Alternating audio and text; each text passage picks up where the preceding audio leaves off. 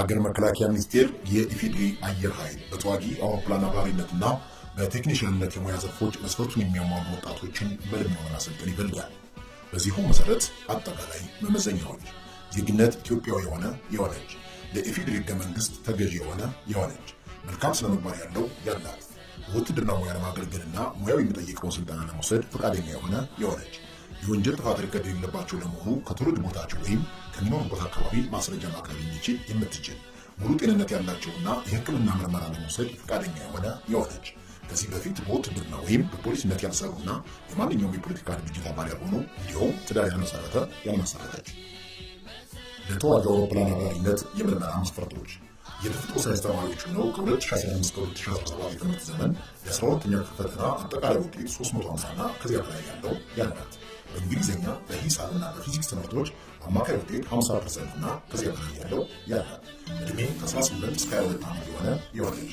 1 ሜትር ከ65 እና ከዚያ በላይ የሆነች ክብደት ከ50 እስከ 65 ኪሎ ግራም የሆነች ለቴክኒሽያንነት የምልመላ መስፈርቶች የተፈጥሮ ሳይንስ ተማሪዎች ሆነው ከ2015 እስከ 2017 ዓ.ም የ12ኛ ክፍል ብሔራዊ ፈተና አጠቃላይ ውጤት 200 እና ከዚያ በላይ ያላት እድሜ ከ25 ዓመት ያልበለጡ ቁመት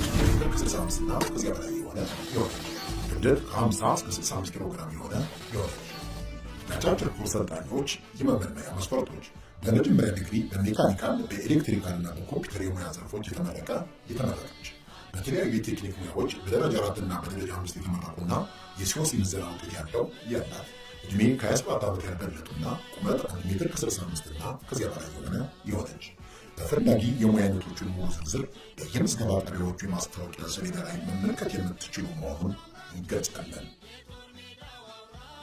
መስፈርቱን የምታሟሉ ተወዳዳሪዎች የ8ኛና የ12ኛ ክፍል ማስረጃችሁን ኦሪጂናልና ፎቶኮፒ በመያዝ መመዝገብ የምትችሉ ሲሆን ለተዋጊ አውሮፕላን አብራሪነትና ለቴክኒሽያንነት ተመራቂዎች በአየር ኃይል አካዳሚ የሚሰጠውን የመግቢያ ፈተና ማለፍ ይጠበቅባቸዋል።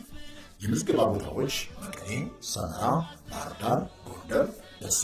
ደብረ ብርሃን፣ አዳማ፣ ቢሾፍቱ፣ ባሌ ጎባ፣ አሰላ፣ ሻሸመኔ፣ ነቀምት፣ አምቦ፣ ጅማ፣ መቱ፣ ወሊሶ፣ ፍቼ፣ ሸገር ሲቲ፣ ጅግጅጋ፣ አሶሳ፣ ጋምቤላ፣ ሐዋሳ፣ ቦንጋ፣ ሆሳና፣ ወላይታ ሶዶ፣ ድሬዳዋ፣ ሐረርና በአዲስ አበባ ከተሞች የጸጥታ ቢሮዎች መሆኑን እንገልጻለን። የምዝገባ ጊዜ ከግንቦት 1 ቀን 2018 ዓ.ም እስከ ግንቦት 15 ቀን 2018 ዓ.ም ድረስ ባሉት ተከታታይ የሥራ ቀናት መሆኑን እናሳውቃለን። በሀገር መከላከያ ሚኒስቴር የኢፌዴሪ አየር ኃይል ጠቅላይ መምሪያ